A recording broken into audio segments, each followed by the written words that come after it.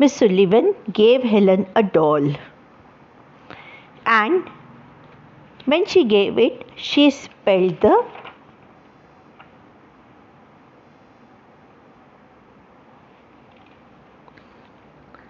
letters DOLL onto Helen's hand. You can see Miss Sullivan with Helen and Helen holding the doll.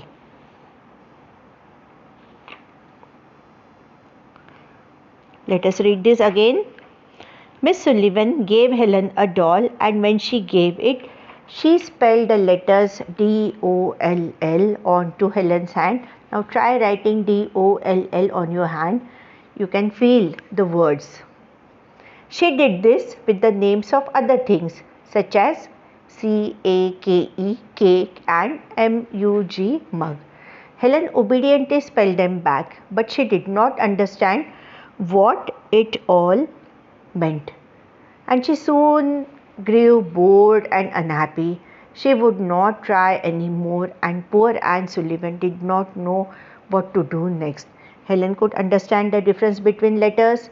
For example, holding doll, Anne Sullivan wrote doll on her hand. She tried the same with some other things like cake, mug, though Helen obediently spelled back, but she did not understand that a particular thing is that way. Then one day, Miss Sullivan took Helen outside the water pump. You can see Helen and her teacher with the water pump. As the water spilled into Helen's mug and overflowed on her hand, Miss Sullivan spelled WATER on her hand. Suddenly Helen's face lit up. She understood that water was the name of this cold, wet stuff, and it came to her in a flash that everything has a name. So that day Helen understood that each thing has the name. As she touched the water and as the water overflowed from the mug, she understood that this wet stuff is called as WATER, water, and it suddenly occurred that each thing has a name. Touching her little sister, she spelled BABY, baby, which was one of the words Miss Sullivan had shown her. All the day and for days after, Helen darted from one thing to next, demanding that Miss Sullivan should spell their names for her.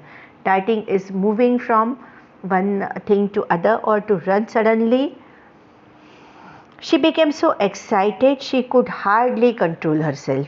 At last, words began to have a meaning for her. Till then, words did not have any meaning for her. Miss Sullivan used to teach her new words. Helen also obediently wrote those words for her teacher, but now it occurred to her that each word has the meaning, and she started learning very quickly. She then learned the names of action as well as things: sit, stand, run, walk, and then description of things and actions: hard, soft, quickly, slowly. From then on, she was able to learn as any child does. Only Helen spelled words with her fingers instead of saying them aloud. Although she made noises, still she could not talk. So the learning process gained a pace. She understood that each word has the spelling, and then she learned many things. She learned even action words like sit, stand. She learned the descriptions: hard, soft, quickly, slowly, and as a normal child learns, she could do that. She could write with her hand, but still there were difficulties as she could not talk. Next paragraph, in case you have missed your lines. Let me adjust my page. Here we go. Now that she had started to learn, Helen, with her quick brain and good memory, learned very fast indeed. She learned to spell words incredibly. That is extremely unbelievable, in a way that is unbelievable. Incredible is something that is unbelievable.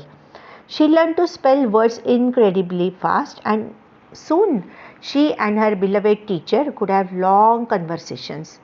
Wherever they went, Miss Sullivan described things to her and told her what people were saying.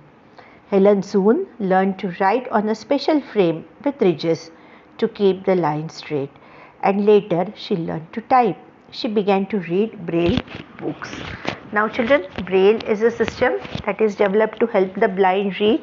Letters are represented by raised dots. If it's possible, whenever you come, I will show you the pages written in Braille in our blind association. The blind students, they use this method, so I would really love to show you that, but right now it's not possible. Whenever you come, please remind me. I'll definitely show you how a Braille works. So Helen started to learn, and she had a good memory. She learned very fast. She could spell various words, and wherever they went, Miss Sullivan described the things. Even her teacher described what other people were saying. So in few days, Helen could write on a special frame. The next thing was to learn to talk aloud.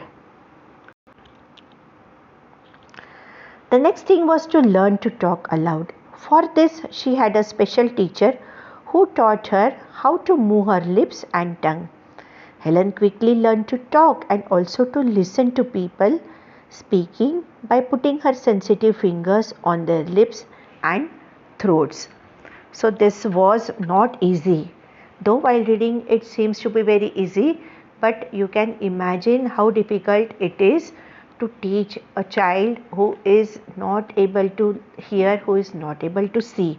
This took a lot of patience. It required hard work as well as perseverance. Helen learned to talk and to listen to people. How she could listen? She would put her sensitive finger. Why sensitive? Because we have learned earlier that though she was blind and deaf, she had become very sensitive to touch. So she would put her finger on other people's lips and throat, and while speaking, our lip movement is different, and the movement that happens in our throat is also different. So by feeling that sense, she could understand what people are speaking. This meant that she could talk with people who did not know the finger spelling method as long as they speak distinctly. That is, as long as they spoke clearly, she could understand, and she could communicate with the people who did not understand this finger spelling method.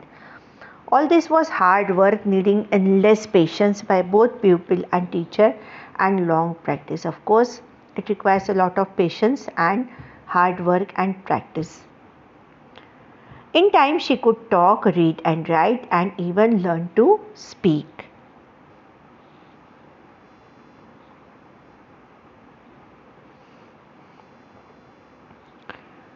French and German.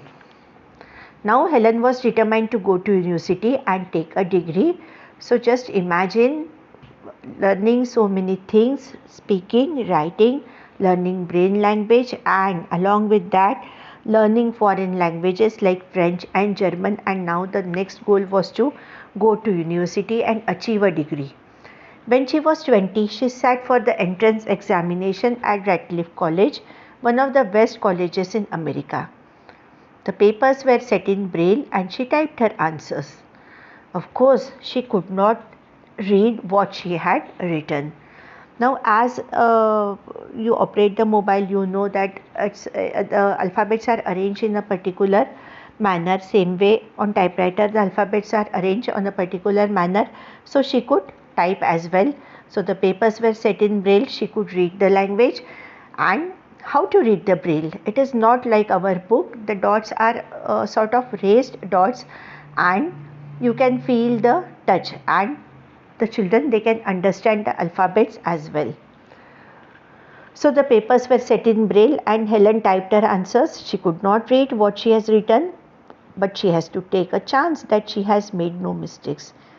She had no difficulty in passing the examination and entering Radcliffe. In all the process throughout her life, right from the age of 7, Miss Sullivan was with her all through her time at university.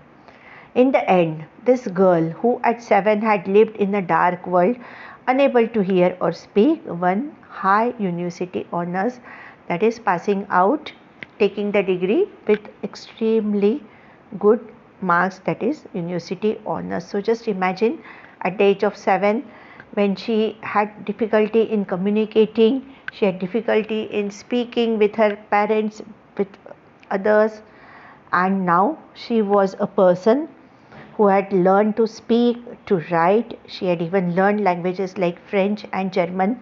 This process had been extremely difficult. But children, just imagine a person like Helen Keller can do. We can see with our eyes, we can speak, we have everything in extremely good condition. So we can also achieve the things that today they seem to be impossible, but then anything can be achievable. Throughout her life, she helped other blind people to find courage. She traveled all over the world, inspiring everyone by her example. Helen Keller lived to a ripe age of 88. She passed away in 1868. So, such an inspiring story of Helen Keller with the message, when the going gets tough, the tough gets going.